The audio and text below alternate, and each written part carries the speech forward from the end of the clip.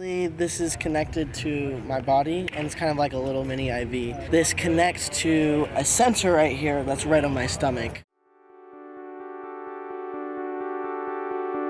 I was 7.5. Funnily enough, it was a few months actually right before I started playing tennis. Key symptom of diabetes is frequent urination, and also it's why it's when you wet the bed. And so I had both of those.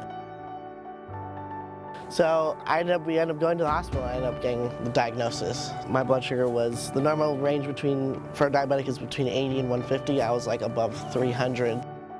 And the key difference between type 1 and type 2 is a type 1 diabetic has no insulin production at all. Whereas a type 2, generally because you're eating so many carbs, you become kind of insulin resistant.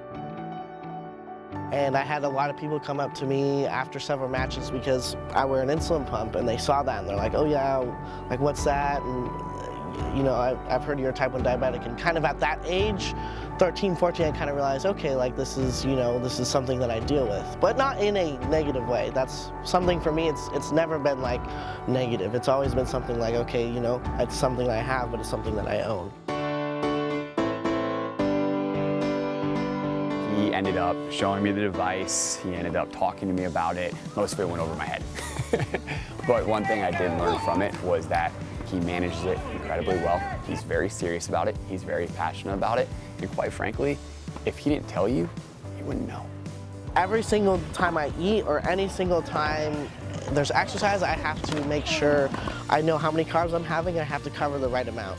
I probably now have all the candy bars in 7-Eleven memorized based on how many carbs. I don't even have to look. I was really honored to receive that because I've never really been highlighted. I've never like received something, you know, for being a diabetic, and for me that was kind of just like kind of awe-inspiring. I was like, wow. I'm a history major, chem minor, and what I want to do after school is I want to basically go into product sales and product design for a biotech company, and specifically a diabetic company. So for me, I'd love to start something where they have more support or create devices that are engineered towards athletes. You know, it's part of who I am, and it's you know, like I own disease. The disease doesn't own me.